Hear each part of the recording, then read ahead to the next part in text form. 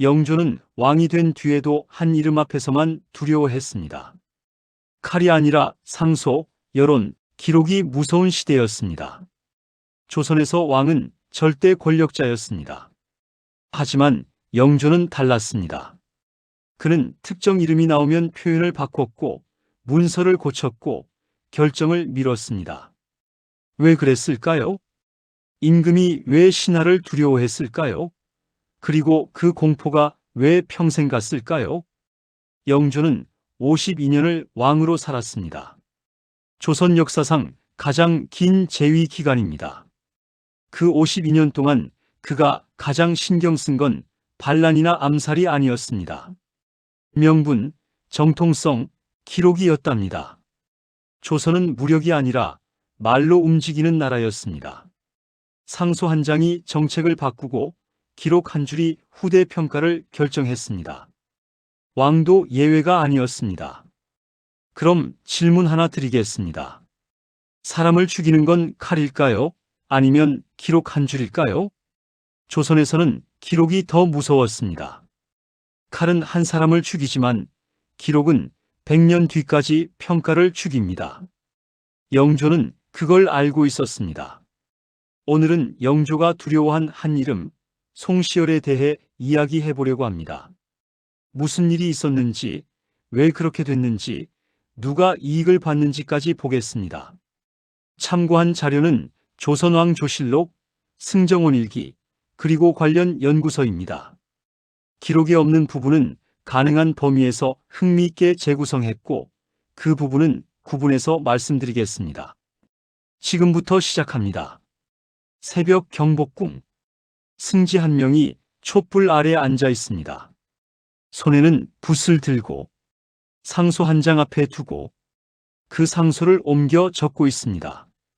옆방에서는 영조가 그 문장을 여러 번 되짚고 있습니다.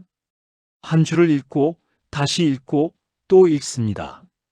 이때 이미 문제는 시작되고 있었습니다. 영조가 왕이 된 시점, 조선의 정국은 균열되어 있었습니다. 노론과 소론, 두 당파의 대립은 정책 차이가 아니라 명분 싸움이었습니다. 누가 오른쪽인가? 누가 정통인가? 그 명분이 실제 권력을 좌우했습니다. 조선은 칼이 아니라 말과 문서로 움직이는 나라였습니다. 상소 한 장이 정책을 바꾸고 대간의 탄핵이 관료를 무너뜨리고 사관의 기록이 후대 평가를 결정했습니다. 그래서 왕도 말을 조심해야 했습니다. 기록되는 모든 것이 증거였으니까요. 여기서 규칙 하나가 보입니다. 왕이 강해 보일수록 반대파는 정책 대신 정통성과 도리를 들고 나옵니다. 힘으로는 못 이기니까 명분으로 압박하는 겁니다. 영조는 이걸 알고 있었습니다. 기록은 여기까지입니다.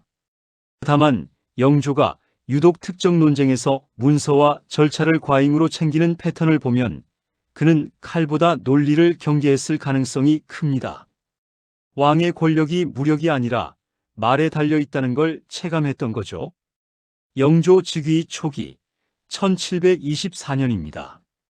경종이 갑자기 세상을 떠난 직후였죠. 즉위 과정 자체가 논란이었습니다. 노론은 영조를 지지했지만 소론은 의문을 제기했습니다. 정통성에 흠집이 생긴 겁니다. 그 흠집은 작았지만 작동 방식은 강력했습니다. 왕이 정책을 내놓으면 반대파는 정책의 내용을 문제 삼지 않았습니다. 대신 이렇게 나왔죠. 이 정책은 선왕의 뜻과 다릅니다. 도리에 어긋납니다. 내용이 아니라 명분으로 막는 겁니다. 그럼 왕의 약점이 명분이라면 그 명분을 가장 세게 쥔 사람은 누구였을까요? 그 사람은 실제로 궁 안에 있었을까요? 아니면 이름으로만 존재했을까요? 조선에서 권력은 사람이 아니라 이름으로도 작동했습니다. 살아있지 않아도 그 이름을 부르는 것만으로 정치적 힘이 생겼습니다. 영조는 그 이름들과 싸워야 했습니다. 영조가 상소를 여러 번 읽는 이유가 여기 있습니다. 한 문장의 숨은 의도를 찾아야 했고 그 문장이 어떤 명분으로 확대될지 예측해야 했습니다. 상소 한 장이 정치적 공격의 시작점이 될 수 있었으니까요. 기록을 보면 영조는 회의 중에도 말을 여러 번 고쳤습니다. 같은 내용을 다른 표현으로 바꾸고 어휘를 조정하고 문서의 순서를 바꿨습니다. 이건 단순한 완벽주의가 아니었습니다. 정치적 계산이었습니다. 왕이 한 말은 승정원 일기에 기록됩니다. 사관이 보고 있습니다. 대간이 듣고 있습니다. 그 말이 나중에 어떻게 해석될지, 어떤 명분으로 뒤집힐지 예측할 수 없었습니다. 그래서 미리 방어해야 했습니다. 이제 조선에서 이름이 어떻게 권력이 되는지 기록 시스템부터 보겠습니다. 사관 한 명이 붓을 듭니다. 종이 위에 먹물이 스며듭니다. 오늘 왕이 한 말, 신하가 올린 상소, 회의 중 나온 논쟁, 모두 이 종이에 박힙니다. 이 기록이 바로 권력입니다. 조선의 실록 편찬 체계는 독특했습니다. 왕이 살아있을 때도 사초와 승정원 일기로 행적이 계속 쌓였습니다. 왕이 죽으면 그 기록들을 모아 실록을 만들었죠. 그리고 원칙상 왕은 이 기록을 마음대로 볼 수 없었습니다. 사관의 독립성을 보장하기 위해서였습니다. 다시 말해, 오늘 한 말이 100년 뒤 평가를 결정한다는 뜻입니다. 승정원 일기는 하루하루 왕의 행적을 기록했습니다. 누구를 만났고 무슨 명령을 내렸고 어떤 상소를 받았는지 모두 적혔습니다. 이 일기는 매일 작성됐고 왕도 이걸 알고 있었습니다. 사관은 회의 자리에도 있었습니다. 왕과 신하가 나누는 대화를 그 자리에서 기록했죠. 왕이 실수로 한 말도 감정적으로 내뱉은 말도 모두 적혔습니다. 그래서 왕은 말을 조심할 수밖에 없었습니다. 그럼 이 기록 시스템이 실제 권력에 어떻게 작동했을까요? 정책은 곡식, 세금, 인사로 이어집니다. 진유를 늘리면 예산이 움직이고 군역을 바꾸면 지방 권력이 흔들립니다. 환곡 운영 하나가 민심을 좌우하죠. 이건 모두 현실 문제입니다. 그런데 이런 현실 정책이 명분 논쟁에 발목 잡힙니다. 반대파는 정책의 내용을 문제 삼지 않습니다. 대신 이렇게 나옵니다. 이 정책은 도리에 어긋난다. 선왕의 뜻과 다르다. 옛 성현의 가르침에 반한다. 역사는 마음보다 규칙과 비용에 먼저 반응합니다. 하지만 조선에서는 그 규칙과 비용을 움직이려면 명분부터 통과해야 했습니다. 명분이 없으면 아무리 좋은 정책도 상소 한 장에 멈춥니다. 예를 들어 군역 개편을 봅시다. 균역법이 논의되던 시기입니다. 양민의 군포 부담을 줄이자는 정책이었죠. 경제적으로는 합리적이었습니다. 백성의 부담을 덜고 재정을 다른 방식으로 보충하는 겁니다. 하지만 반대가 나옵니다. 이건 선대의 법을 바꾸는 겁니다. 함부로 고칠 수 없습니다. 내용이 아니라 절차와 명분으로 막는 거죠. 영조는 이 명분 싸움을 돌파해야 했습니다. 여기서 돈의 흐름을 보겠습니다. 군포는 양민 남자가 내는 군역 대신 내는 세금입니다. 1년에 2필. 배 2필의 가격은 쌀로 환산하면 약 22 정도였습니다. 하루 품삯이 쌀 34대였으니 한 달 품삯보다 많은 돈입니다. 이 돈이 누구에게 갔을까요? 중앙재정으로 갑니다. 군대 유지비, 관청 운영비, 왕실 경비로 쓰입니다. 지방에서는 이 돈을 거두는 과정에서 중간 착복이 일어났고 백성은 실제로 2필보다 더 많이 냈습니다. 균역법은 이걸 1필로 줄이는 겁니다. 백성 부담은 절반. 그럼 줄어든 재정은 어디서 보충하느냐? 토지세 일부를 올리고 일부 상업세를 신설하는 겁니다. 경제적으로는 합리적입니다. 하지만 누가 손해를 볼까요? 토지를 많이 가진 양반입니다. 상업에 관여하는 상인도 부담이 늘어나죠. 반대가 나오는 이유가 여기 있습니다. 그런데 반대는 우리가 손해본다고 말하지 않습니다. 선왕의 법을 함부로 바꾸면 안 된다고 말합니다. 명분으로 포장하는 겁니다. 확정할 수는 없지만 당시 정파는 개인보다 그 개인의 이름으로 묶인 네트워크로 움직였습니다. 한 사람이 아니라 스승, 제자, 문인, 관료가 하나의 선으로 연결되어 있었죠. 그래서 한 사람의 입장이 곧 수십, 수백 명의 입장이 됐습니다. 이 구조에서 가장 먼저 손해보는 쪽은 누구였을까요? 백성입니다.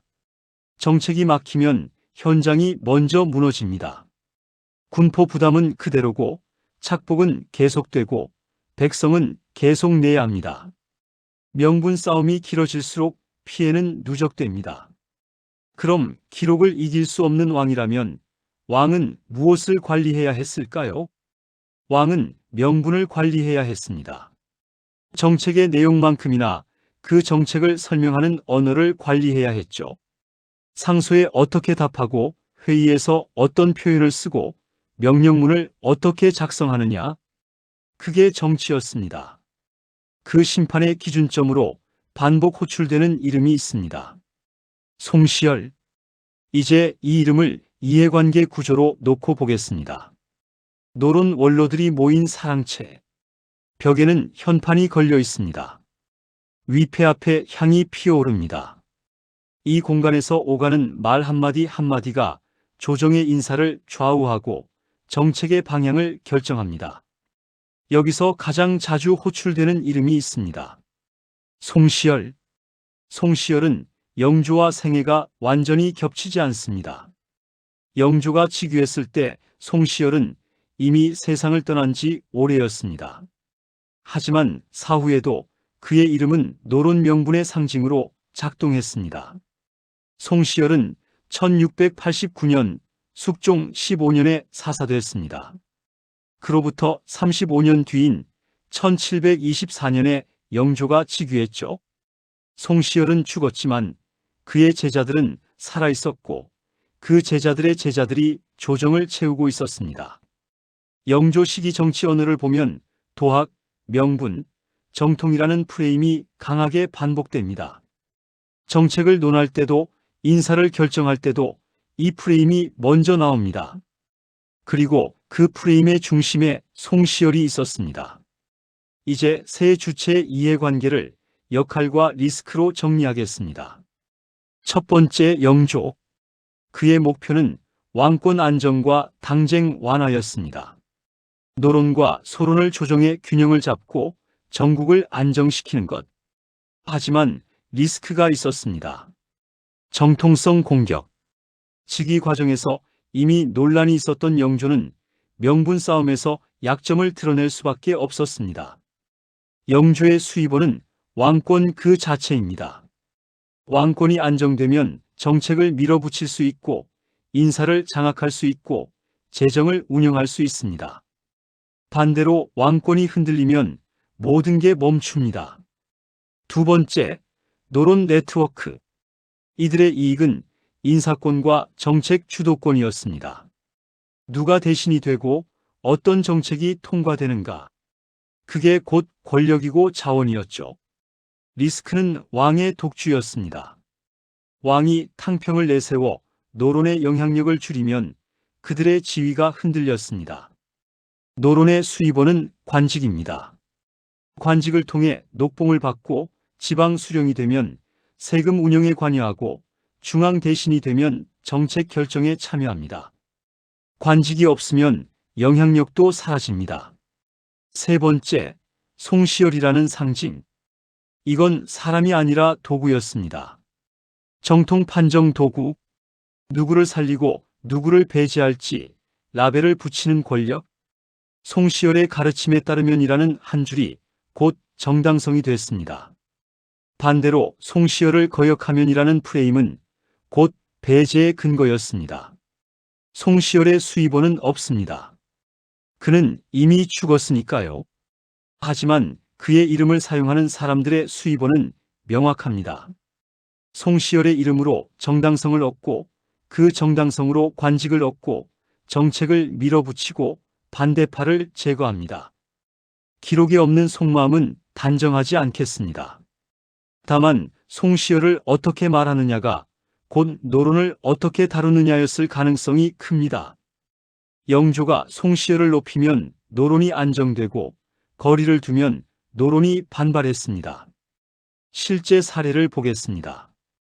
1740년대 초반 송시열을 문묘에 종사하자는 논의가 나옵니다. 문묘는 공자를 모시는 사당이고 조선의 성리학자 중 극히 일부만 종사됩니다. 송시열을 여기 모시자는 건 그를 최고 수준의 학자로 인정하자는 뜻입니다. 노론은 이걸 강하게 밀어붙입니다. 송시열을 문묘에 모시면 노론의 명분이 확고해지니까요. 영조는 고민합니다. 승인하면 노론의 힘이 더 커지고 거부하면 명분 공격이 시작됩니다. 영조는 중간 지점을 택합니다. 송시열을 존중한다고 말하지만 문묘 종사는 신중히 검토하겠다고 미룹니다. 직접 거부하지 않고 시간을 끄는 겁니다. 그럼 영조에게 선택지는 두 개뿐이었습니다. 끌어안기와 거리두기. 둘 중 무엇이 더 비쌌을까요? 끌어안으면 노론의 영향력이 커집니다. 왕권이 약해지죠. 송시열을 최고로 인정하면 송시열의 말이 곧 정치 기준이 됩니다. 왕의 정책도 송시열의 가르침에 맞춰야 하고 인사도 송시열 계열로 채워집니다. 거리를 두면 명분 공격이 시작됩니다. 정통성이 흔들립니다. 왕이 도학을 무시한다. 선현을 경시한다. 이런 프레임이 확산되면 왕의 다른 정책까지 명분 공격을 받습니다. 어느 쪽도 안전하지 않았습니다. 그리고 상징을 건드리면 실제로 어디에서 반발이 터졌을까요? 조정일까요? 지방 서원일까요? 둘 다였습니다. 조정에서는 상소가 올라오고 지방 서원에서는 유생들이 움직였습니다. 상징은 한 곳이 아니라 전국에 뿌리를 내리고 있었습니다. 서원은 단순한 교육기관이 아니었습니다. 지역살림의 거점이었고 여론을 형성하는 공간이었습니다. 서원에서 송시열을 모시고 있었고 그의 가르침을 전파하고 있었습니다. 왕이 송시열을 건드리면 서원이 즉시 반응했습니다. 영조는 이 구조를 알고 있었습니다. 그래서 송시열을 정면으로 부정하지 않았습니다. 대신 조금씩 조절했습니다. 존중하되 독점은 막는 방식이었죠. 이제 영조가 실제로 어떤 순간에 말을 아끼고 절차를 강화했는지 결정의 순간으로 들어갑니다.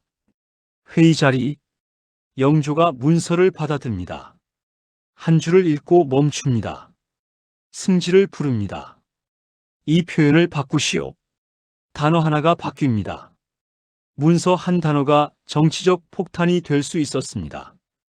영조의 탕평은 선언이었습니다. 하지만 실제로는 인사, 상벌, 문서 통제로 균형을 잡는 운영술이었습니다.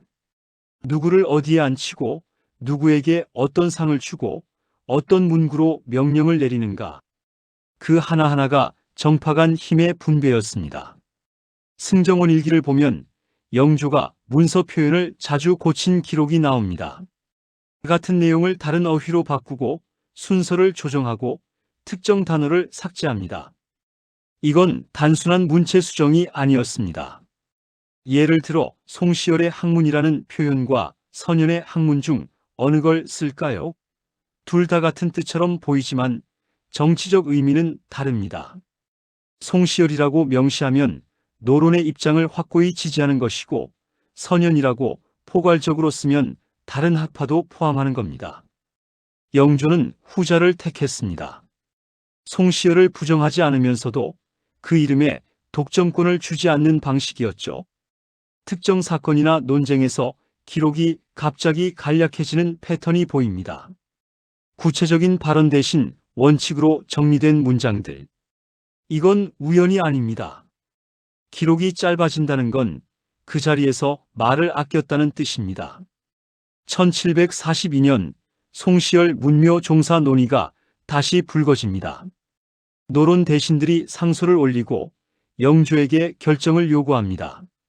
승정원 일기에는 이날 회의 내용이 평소보다 짧게 기록되어 있습니다. 영조의 답은 이렇습니다. 선현을 존중하는 건 당연하다. 다만 문묘 종사는 신중히 해야 한다. 시기를 더 보겠다. 직접 거부하지 않았습니다. 하지만 승인하지도 않았습니다. 미루는 겁니다. 이 답변은 양쪽 모두에게 여지를 남깁니다. 노론은 왕이 인정했다고 해석할 수 있고 반대파는 아직 결정 안 났다고 볼 수 있습니다. 왕이 상대해야 하는 건 개인이 아니었습니다. 그 개인의 이름으로 움직이는 표 결집, 여론, 살림 네트워크였습니다. 한 사람을 건드리면 그 뒤에 수십 명이 움직였죠. 상소가 올라오고 서울에서 결의문이 나오고 지방 유생들이 집단으로 반응했습니다. 그럼 왕이 이기는 방법은 뭘까요? 칼이 아니었습니다. 합법이었습니다. 절차, 규정, 명령문으로 다듬는 거죠.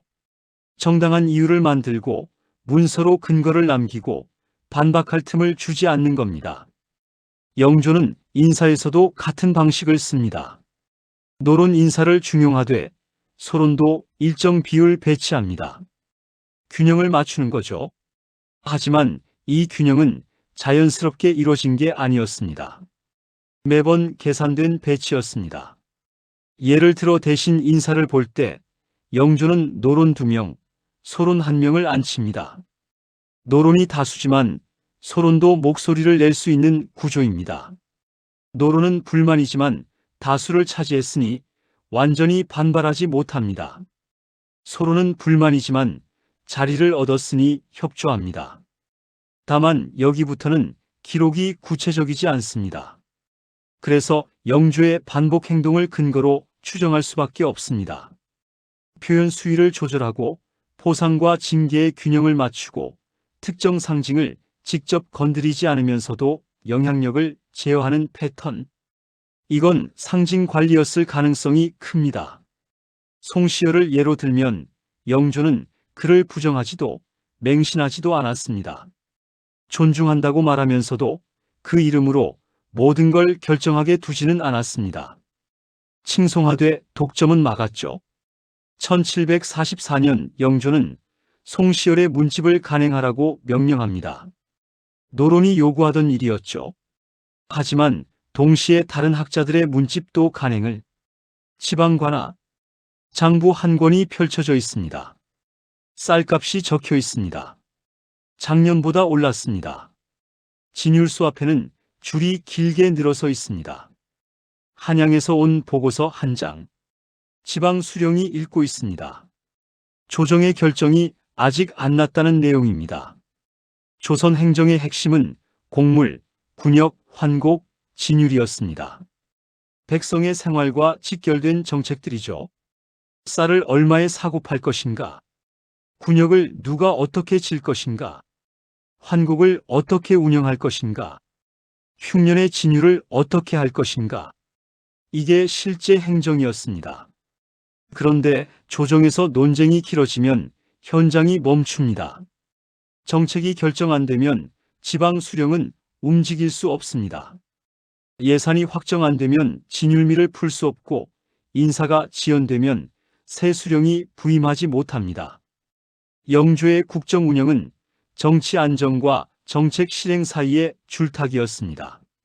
정파를 안정시키지 않으면 정책이 통과되지 않고 정책을 밀어붙이면 정파가 반발했습니다. 둘 다 잡아야 했습니다.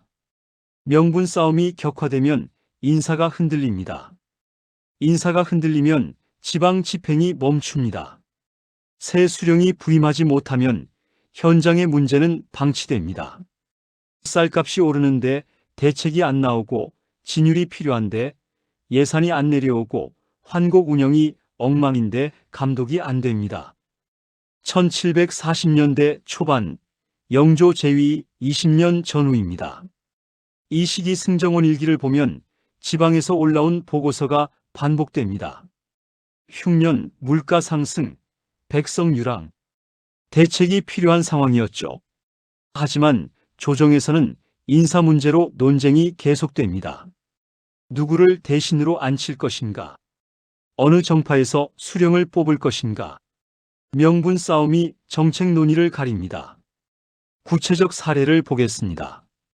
1741년 경상도 일부 지역에서 흉년이 듭니다. 진율이 필요한 상황입니다. 지방 수령이 보고를 올리고 조정에서 대책을 논의해야 합니다. 하지만 이때 조정은 송시열 문묘 종사 문제로 논쟁 중입니다. 노론과 소론이 대립하고 인사 문제가 꼬이고 회의는 명분 논쟁으로 흐릅니다. 진율 대책은 후순위로 밀립니다. 결국 진율미가 내려가는 시기가 늦어집니다. 한 달 늦으면 백성은 그 한 달을 어떻게 버텨야 할까요? 빚을 내거나 땅을 팔거나 고향을 떠납니다. 이 구조에서 가장 먼저 손해보는 쪽은 누구였을까요? 백성입니다. 명분 싸움은 조정에서 벌어지지만 대가는 현장에서 치러집니다. 정책이 늦어지면 생활이 무너집니다. 그럼 누군가는 이 틈을 이용했을까요? 네, 정파는 이 틈을 이용해 자기 세력을 강화했습니다. 인사를 장악하고 지방 수령 자리를 자기 사람으로 채우고 예산 배분에 영향을 미쳤습니다. 반대로 누군가는 현장에서 손해를 봤습니다. 백성과 말단 관리들이었죠. 백성은 정책이 늦어지는 동안 버텨야 했고 말단 관리는 위에서 결정이 안 나오는데 현장 민원은 받아야 했습니다. 환곡 운영도 같은 문제를 겪었습니다. 환곡은 봄에 곡식을 빌려주고 가을에 이자를 붙여받는 제도입니다. 원래는 백성을 돕기 위한 제도였지만 실제로는 지방 재정의 수입원이 됐습니다. 문제는 이자율과 운영 방식이었습니다. 이자를 얼마로 정할 것인가? 누가 감독할 것인가? 조정에서 결정해야 하는데 명분 논쟁에 묻혀서 지연됩니다. 그 사이 지방에서는 환곡 운영이 제멋대로 흘러갑니다. 이자율이 제각각이고 중간 착복이 일어나고 백성은 원래보다 더 많이 갚아야 합니다. 1740년대 중반 영조는 환곡 정리를 시도합니다. 이자율을 통일하고 감독을 강화하고 부정을 처벌하려 했죠. 하지만 이 정책도 조정에서 막힙니다. 반대가 나옵니다. 왜 반대했을까요? 명분으로는 선대의 법을 함부로 바꿀 수 없다고 말했습니다. 하지만 실제 이유는 따로 있었습니다. 환곡 운영을 손보면 지방 수령들의 수입이 줄어듭니다. 지방 수령 중 상당수는 정파 인사들이었죠. 자기 사람들의 이익이 줄어드는 정책을 반대한 겁니다. 확정할 수는 없지만 원칙의 언어가 강해질수록 실제 문제는 후순위가 되는 경향이 보입니다. 도리, 명분, 정통을 논하는 시간이 길어질수록 물가, 구휼, 환곡 같은 생활 문제는 뒤로 밀렸습니다.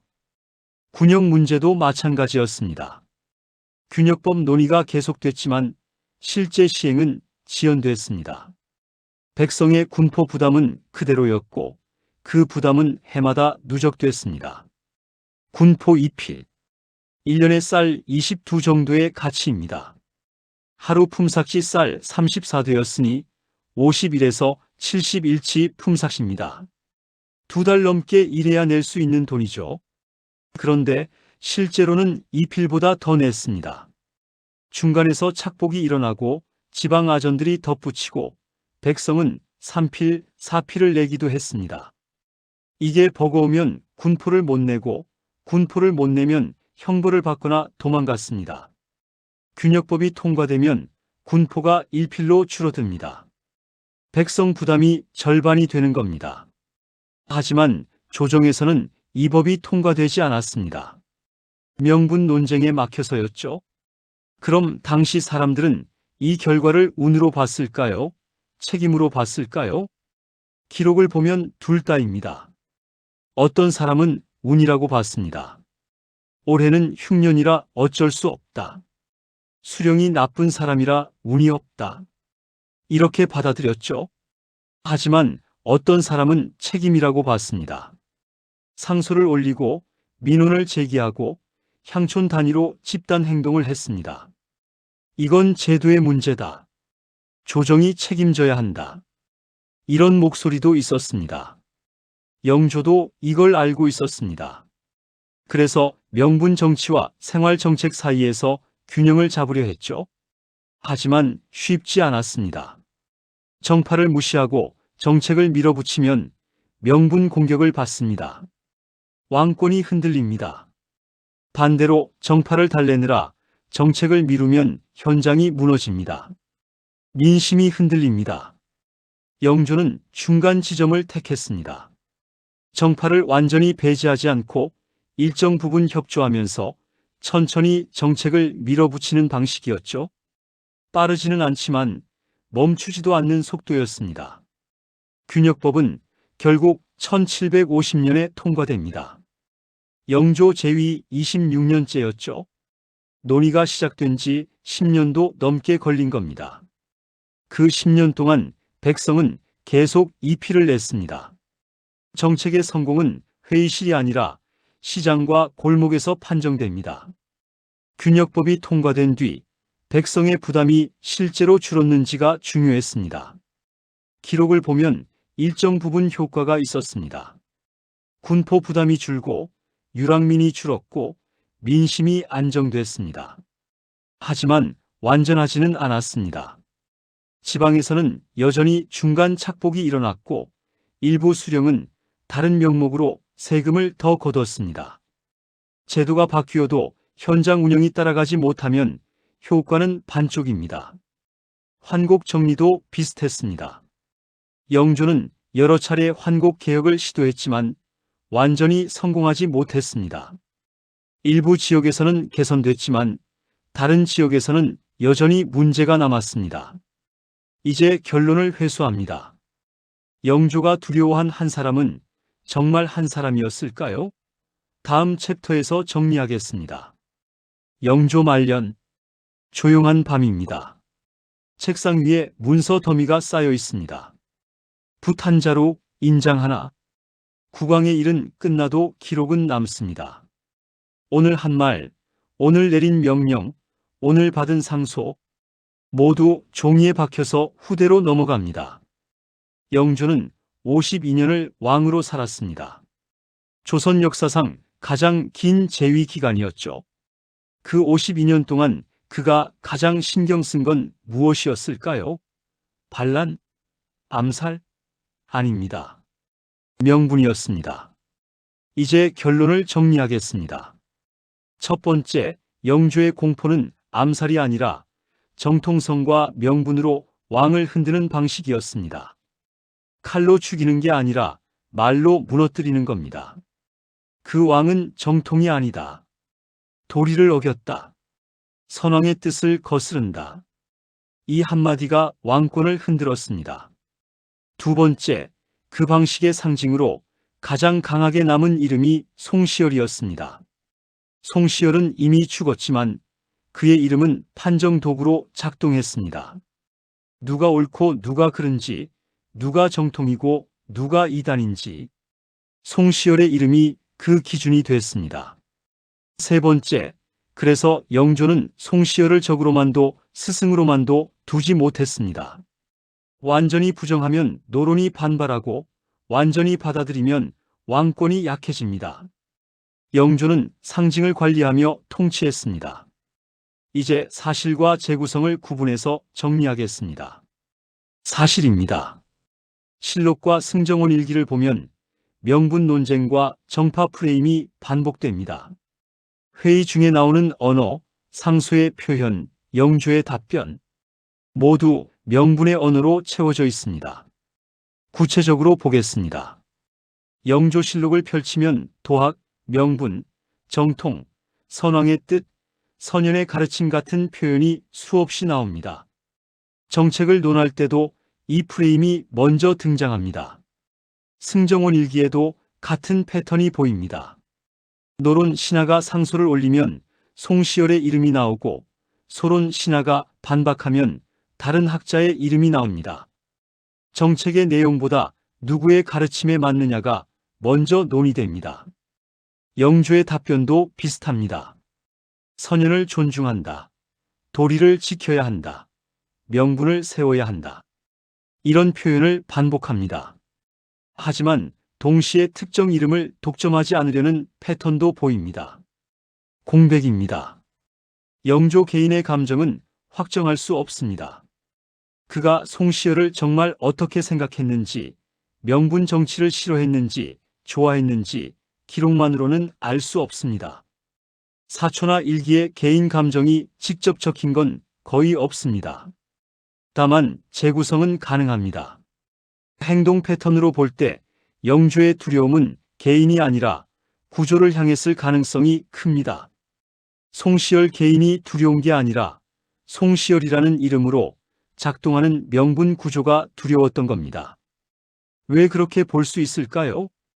영조는 송시열을 직접 공격하지 않았습니다. 한 번도 송시열이 틀렸다고 말하지 않았습니다. 오히려 존중한다고 반복해서 말했죠. 하지만 송시열의 이름으로 모든 걸 결정하게 두지도 않았습니다. 문묘 종사를 예로 들면 영조는 송시열을 문묘에 모시는 걸 승인하지도 거부하지도 않았습니다. 계속 미뤘습니다. 신중히 검토하겠다고 말하면서 시간을 끌었죠. 결국 영조 생전에는 문묘 종사가 이루어지지 않았습니다. 이건 계산이었습니다. 승인하면 노론의 명분이 확고해지고 거부하면 명분 공격을 받습니다. 그래서 중간 지점, 즉 결정을 미루는 방식을 택한 겁니다. 인사에서도 같은 패턴이 보입니다. 영조는 노론을 배제하지 않았습니다. 주요 관직에 노론 인사를 계속 앉혔죠. 하지만 동시에 소론도 배치했습니다. 균형을 맞추는 겁니다. 이 균형은 자연스럽게 이루어진 게 아니었습니다. 매번 계산된 배치였습니다. 누구를 어디에 앉히면 어느 정파가 반발하고 누구를 빼면 어느 정파가 안정되는지 영조는 이걸 계산하며 인사를 짰습니다. 문서 표현도 마찬가지였습니다. 영조는 상소에 답할 때 표현을 여러 번 고쳤습니다. 송시열의 가르침을 선현의 가르침으로 바꾸고 노론의 주장을 여러 신하의 의견으로 바꾸고 특정 이름을 지우고 포괄적 표현을 넣었습니다. 이건 단순한 문체 수정이 아니었습니다. 정치적 조정이었습니다. 한 단어가 어떤 해석을 낳고 그 해석이 어떤 반응을 만드는지 영조는 그걸 알고 있었습니다. 그럼 영조가 두려워한 건 무엇이었을까요?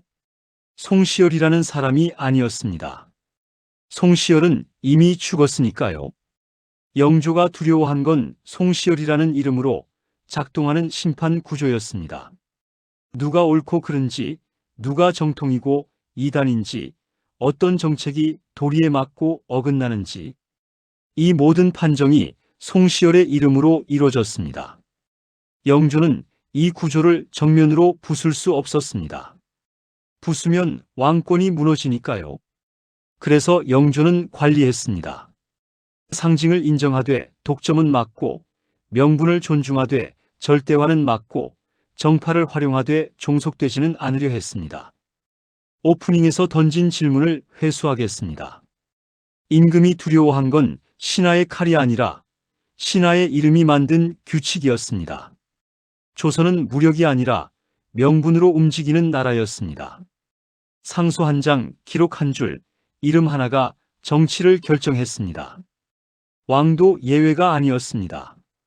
아니, 왕이기 때문에 더 조심해야 했습니다. 영조는 이 구조 안에서 균형을 잡으려 했습니다. 완벽하지는 않았지만 52년 동안 왕권을 유지했습니다. 그 과정에서 일부 정책은 성공했고, 일부는 실패했고, 일부는 타협으로 끝났습니다. 균역법은 통과됐지만 10년이 걸렸습니다. 환국 정리는 시도했지만 완전히 성공하지 못했습니다. 송시열 문묘 종사는 영조 생전에는 이루어지지 않았습니다. 이게 영조 통치의 결과였습니다. 그럼 영조는 성공한 왕이었을까요? 실패한 왕이었을까요? 둘 다 아닙니다. 영조는 관리한 왕이었습니다.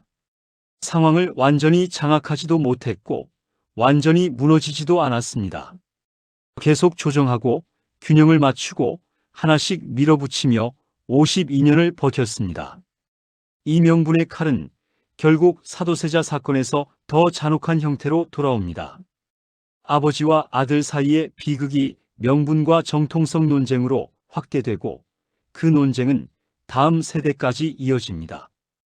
영조가 관리하려 했던 구조는 영조 사후에도 남았습니다. 정조가 즉위했을 때도 순조가 즉위했을 때도 명분과 정파의 구조는 계속 작동했습니다. 조선 후기 정치의 기본 틀이었으니까요. 마지막으로 질문 하나 드리겠습니다. 여러분은 영조가 잘 관리한 왕이었다고 보시나요?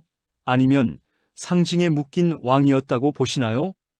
댓글로 의견 남겨주시면 감사하겠습니다.